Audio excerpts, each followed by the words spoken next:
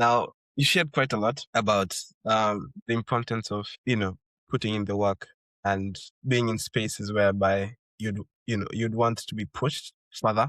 And you talked a lot about happiness. From your perspective and from the last 18 years of your life, how would you define happiness? What's the definition of happiness? Your personal definition of happiness? Oh, wow, that's a tough one. I think happiness, obviously, happiness is something you continue to evolve the definition of, and it just changes as like time goes. For some people, it can be peace. That's what makes them happy. For some people, it's all that. So I would say that over the years, my definition of happiness has changed. So as a kid, I'd say I was happy maybe when I ate. I still actually eating still makes me happy. Same, same. In high school, I considered myself happy when I had like I think when I was just like got like validation from like other people and when people considered me to be like special or something like that. I think that's when I felt happy. And so now my current definition of happiness is what is it? That's like a tough question. Is it I want to Take say your time. like Take your time. It's a hard one. It's different for everyone. I think I can tell you what makes me happy. I don't know about like my definition. I think I'm just going to define it based off of what makes me happy. One, I would say my friends. Think good companionship is really, really important. And for many people, that can mean like a partner, like a romantic partner. For some people, that can maybe mean their family. But for me, I think your friends are super duper important. I currently am in a friend group with like five other friends, and those people make me really really happy. They make me these are people who let you come as you are, who let you feel like yourself, who just like overall, and also who let you like who help you become better, you know. These are very generic things, but like yeah, that's just like the case. I'd say that because the thing is, if your definition of happiness in your friends is generic, then that means you found good friends. Like, you know, my friends, they're the ones who convinced me because for example, at some point my grades weren't the best in like my Cambridge exams, so I had to retake my exams. My friends were the ones who like kind of like kept me afloat during that period and just like encouraged me to like continue to work hard towards it. They're the ones who like are constantly pushing me to do these different things. And these are also friends who will applaud you whenever you're achieving these things, regardless of where they are. Like maybe someone might not be as achieved as I am, but they still make me feel great for achieving the things that I want. And just like, yeah. So having the right companionship, and it's not about the number of friends that you have, but just like the depth of of those friendships and what they bring in your life. And yeah, I would say that's one of the things that make me happy. And two, it's like self-acceptance, once yeah, I think it's very important for us to learn to just be content with the way things are for us. Maybe your voice isn't what you would like for it to be. Maybe you are not as tall as you would like to be. Maybe you'll have a belly and not like a fat stomach or whatever. I don't know. Maybe you're maybe you study really hard and your grades just aren't the best. I don't know. Just like learning to just like be content with the way things are, with things that you cannot change and that you shouldn't have to change because they don't necessarily like kill you or anything. And yeah, it took me a while to just because I noticed like I would always try to like fit into someone else's mold, and like maybe maybe try to like I used to be. Okay, I am technically overweight right now, but I used to be like obese. And then I sort of like lost a lot of weight when I went to visit boys, and I just fell into really unhealthy eating habits. And so simply being able to choose not to do that is like it's like one of the things that's just gonna make you happy. Nowadays I can order however amount of food I want, and I'm content with that. But like yeah, self-acceptance, the right companionship, not just any companionship, and also just like bringing in things that just like make your life like just a little bit better each day. Something that really pushed me through this period when I had to like retake my exams and it's like super stressed and I couldn't like have that many and I couldn't like be that socially involved, was listening to songs that like just like really make me feel good. Because I remember at some point my TikTok was just like filled with acceptance videos. Someone got into Cornell, someone got into Carnegie Mellon, someone got into Oxford, whatever. It just like gave me hope. So something like that. Or I would also reward myself every week. There's this like Chipsy Vumbi place near my home where they make exquisite chicken, and I would go there and just like order whenever I'm like feeling great, and I'd like watch like my favorite show over that, just like, when I've done enough studying and all that. So yeah, just like putting in different small different things to just like to keep you afloat, just to like maintain your mental state, because I love eating, and so any chance I get to like eat, that's like great for me. I love eating and watching TV shows, and like yeah, just like doing those things helps just like keep the rest of your parts of your life unmiserable when you're already like maybe slaving away trying to study or like all that. So three things, as I said: self acceptance, right companionship, and small things that make you not miserable. Wow. I'm so happy for you. And the whole definition of happiness, it will change. As you said, it evolves with time. The older you get, the different it becomes, the happier you get. Yeah. So that's amazing to hear. To just get back to from our happiness space and back onto, because I know you talked about how you had to do your exams again, and that means it was something that required so much time off for you to wait. For someone who, let's say, has 2 years or 3 years to go, or they have 3 months or 1 year, if for any student who's listening today who wants to follow a similar path as you, to reach that global level, to be competitive in such environments, what should they focus on in the next 3 months, 6 months, 1 year, 3 years? Let's say until 3 years. Break it down in 3 years, in 1 year, and in 3 months. Okay, in the next 3 months, first of all, focus on getting your grades up.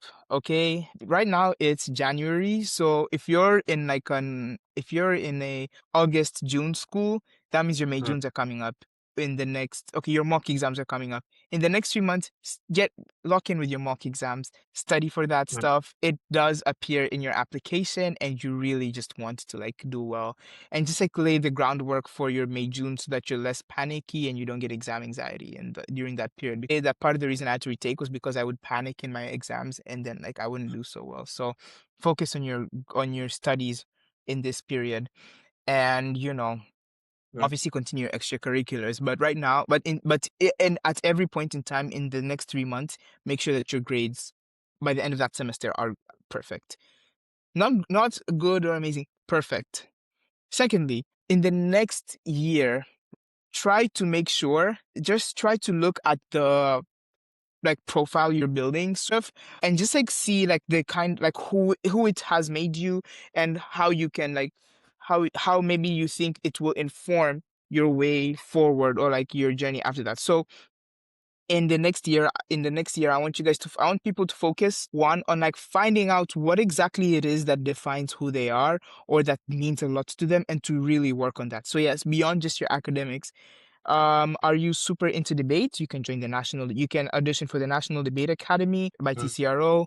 If you're super into math, you can start looking into joining the Tanzania team for the International Math Olympiad if you're that good. If youth are super passionate about CS, you can try to get your school and like to maybe, I don't know, do a funding thing for you to be able to go to these like international CS competitions, just like stuff like that. So just like try to find out. And the thing is, there's this illusion of well-roundedness that people create where like, oh, you have to do all sorts of different activities. So you have to be like a pro swimmer, but at the same time, you also have to like, I don't know, do makeup for homeless people. No, it's actually, I feel like to me, a great application, or just like a great person in general, because that essentially an application assesses how you are as a person. A great person in general is someone who knows what they want and have like a central identity to them. Now, am I saying that it's wrong to diversify the things you do? I'm not saying that it's wrong. You are allowed to be a prosumer and do makeup mm, for homeless people if that's something you want to do. But mm, essentially, it needs to come down to like, what does this say about you, who you are? You know, I think it's just as valid to only ever do a singular activity, just in many different ways, in many different levels, in ways that benefit you and also your community. So I would say, for example, my application was very like college access heavy. So many of my activities were centered around helping people with like academics or like helping people apply for colleges. And it was also in one way or another related to like these themes of like diversity or like help of like trying to get like trying to be inclusive or like helping people from different backgrounds. I would say that was like the central theme. There there was someone, like one of our previous Princeton students, many of his activities centered STEM. They were all just like about engineering. Sorry, not about, it was about like, I think, environmental science and stuff like that. It was like he did research for this, he did this, maybe young scientists and all that. It is okay for your, oh my gosh, this is a long tangent. But yeah, in the next year, just try to figure out who it is that you are and what you're trying to communicate and what's something huge that you can do within the next year. It doesn't even have to be something selective. As long as it's something that like shows that you truly care about this thing, then that's good. Even if it's just simply joining an initiative and rising their ranks in the next 3 years. I think essentially is to just find out, is to just like lay the groundwork, you know,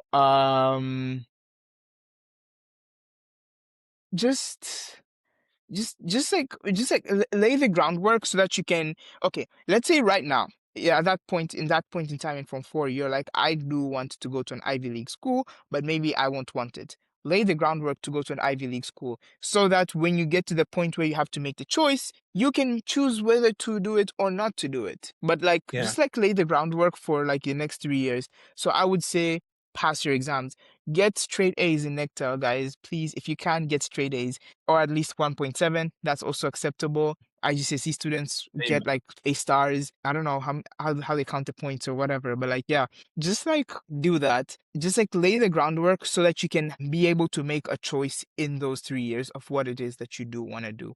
And yeah, because for me, for example, at the in Form 3, even though I did decide to lock in with my grades, at the time it wasn't even necessarily because I wanted to go to Yale or whatever. It was simply that I was like, I don't want to get to a point where I'm like, I have to come back to go to a certain school because I don't have the grades to go anywhere else. Even though I didn't end up getting selected for the schools that I applied for in after Form 4, like UWC or HOPAC or IST. But at least at the point I could still make the choice to apply to those schools. So just like lay the groundwork so that you have the options in those years, in the following, in the coming years. Yeah.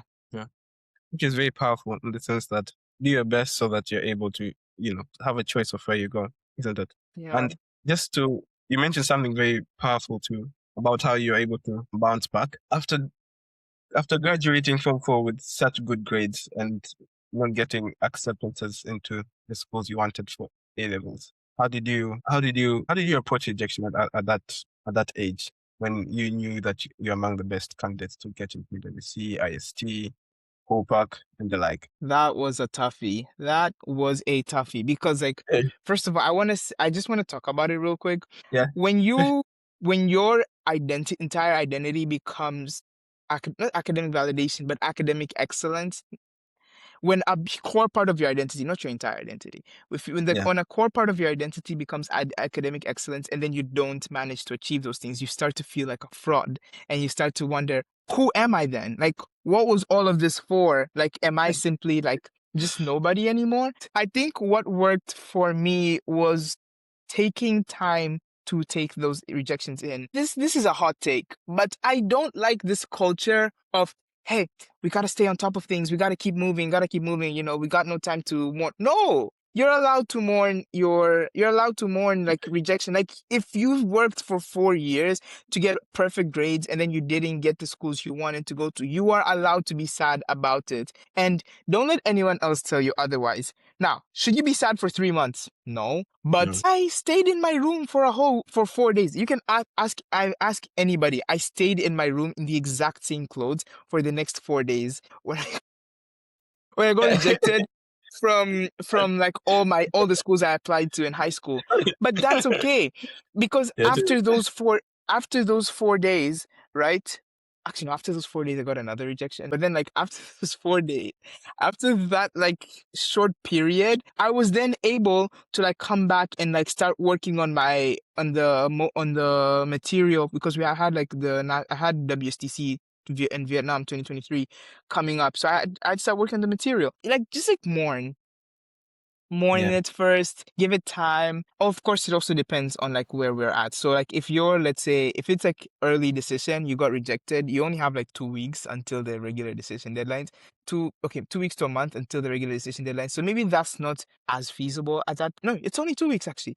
Is that's not as feasible at that point. But if it's something which, if you have time, just like sit with it, you know. And the thing is, it's not just about mourning it. It's not just about letting yourself feel it. It's also just about like getting to contemplate on why it is that you think you got rejected. Just getting to find out more and more about it.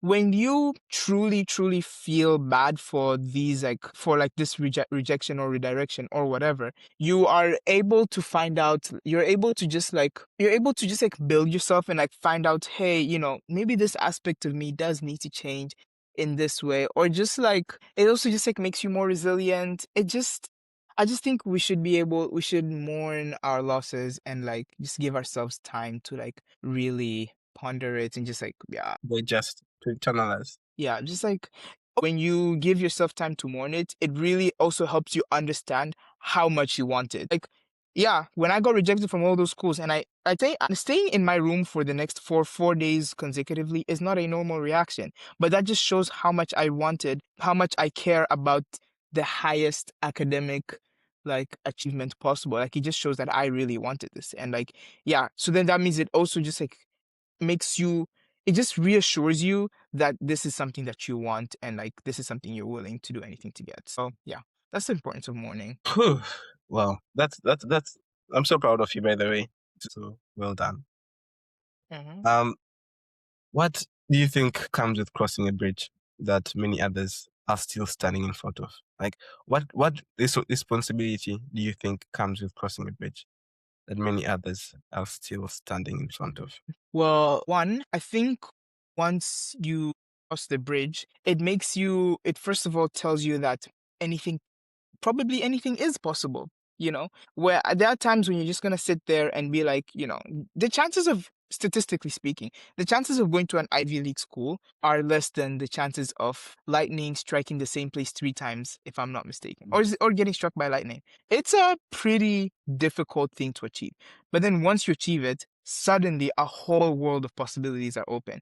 When you were a Mm. kid, you're probably like, oh, I want to become the world's best singer. And you're like, oh, but that's just like a pipe dream you had. Like as you grow up, you're like, that's just a pipe dream. And then something of a similar level happens. And you're like, oh, so then crossing the bridge just means now that that entire landscape which you were looking at from across the bridge is now actually with you. And now you can actually explore the land and it's now on you. So yeah, there is responsibility, and it's that to now feel like absolutely anything is possible. Like there's nothing beyond your reach anymore. Like you've already done the most impressive thing ever. But also, I would say that it then also just comes with this like, you also need to learn that, you know, you didn't get through the bridge because your legs work, or you didn't get through the bridge because, you know, you chose to be able to walk through it. Obviously, someone had to have built the bridge. Someone probably died building that bridge, or metaphorically. Yeah. Or maybe some people, someone did build a bridge, someone built a first bridge, and then someone walked on it, fell through. You know, there's a lot of things that went into that bridge being exactly what was being as sturdy as it needed to be for you to get to the other side. And in this case, it would mean that like it's not just you that got you there. It was an entire community that got you there. So for me, I would say the FIS community, TANSAF community, the debate community, Fizzle Boys, my parents definitely. YYAS, because they sponsored they paid, I got the scholarship to go to YYGS, so that too. And just like all of these communities. And so you need to understand that like these things you deserve, that you have to give back. And people are gonna be like, oh, you don't owe anyone anything in life, blah blah blah, which is technically true, but I don't like to lead my life that way. Now, am I saying that I Um, have to go and start some charity to like get people into top schools? No, I'm saying simply like when someone else who's going through this journey is if someone else decides to go through this journey, just try to be a helping hand. Just be there for them, hold the bridge down for them if they need it, or give them advice on how to cross the bridge or how to navigate the different broken parts of the bridge so that maybe they don't end up with splinters. Like, I said, just like constantly, like you have to understand that you are standing on the backs of so many other people. And so it's only fair if you also give out, like let out your hand so that everyone else can also climb the mountain or cross the bridge or whatever. Like, okay, this got too deep into the metaphor, but like the point is just like, you have to give back. And yeah, definitely um, obviously to the capacity that you can. Don't overwork yourself. If maybe you're unable to like help mm, people at the moment, you can give yourself time to. But then like eventually you have to like you should. It's good if you do. So that was the two things I said. Anything is possible at that point, and give back to the people, to the people who are going through something similar. well, thank you. Very powerful. I think you, you're a vivid example of someone who's already doing it, because I saw you and your family, your mom too. You did something for school in the recently, and you've reached out to different parents to your social medias to empower and share the knowledge, which is quite powerful. And you're here, you're part of the bridge, trying to share the knowledge, trying to inspire more people, which is quite powerful. Because I think one thing, as you said, is that we're where we're at today because of other people's sacrifices. So it's always important to make sure that we share that with everyone. And before we wrap it up, because I know you've given me an hour of your life. Well done. You've given us, everyone listening. Don't worry about I'd it. like I'm to honestly just honored to be here. I'd like to give you this space to just share your wisdom, share the value that you'd like to leave your listener with today. And after you've shared the value that you'd like to leave your listener with today, I'd like you to share one question for our next speaker on the bridge. Huh. Okay. One, just make sure that this is something you want because, like I said, it does take a lot. And make sure that this is something that you think that you're willing to do anything for. There were certainly many times when I had to make choices which I normally wouldn't have, but then I really felt in my heart that this was something that needed to happen. And so I made those choices and they paid off in the end, such as like maybe retaking my exams. That was like quite hectic balancing AS level and A levels in like your first term. It's not easy, but I managed to do it with the help of my teachers, of course. And yeah, so make sure this is something you really want. And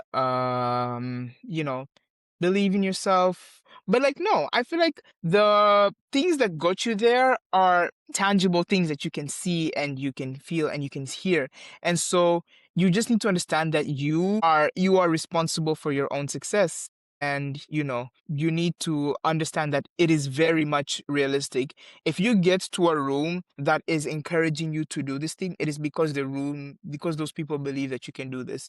If you're selected for the senior cohort, for example, just know that the team that selected you understands that you truly have the potential to achieve things that I or Brian or Susan or anyone else has. Like, you need to believe in yourself and you need to understand that it is up to you to do this and you can definitely do it. And the fact that you're even listening to this already shows that you've already made a step towards like achieving that thing. Now, I guess a question that I would give to the next interview is maybe simply what would you have done differently if you could go back in time in this whole process? Malcolm? That's a very powerful question, and hopefully um int- our future interviewee on the podcast will be able to answer it. Hayes, thank you Yeah, so much for your honesty, for your you're clarity. welcome. I think most of all for the time that you've dedicated to this. Yeah. I think your story doesn't just inspire us; it definitely empowers, and it informs the community that if we're able to dream big and work towards our goal, there's nothing that is going to stop us. Because you're a true Mhm. living example of someone who has endured different challenges, that you could have easily given up, but you're able to persevere and here you are, still on the journey for, you know, Mhm. whatever life has in place for you, or whatever you'd want to to work your way towards life. You still have the 10% to go, as you said. Mhm. So thank you so much. I'm wishing you all the best. Now you're part of the bridge, so looking forward to Yay. them going to be building. And to everyone listening, thank you so much for your time. This is wishing you all the best. Stay tuned for our next episode. Yes. Bye.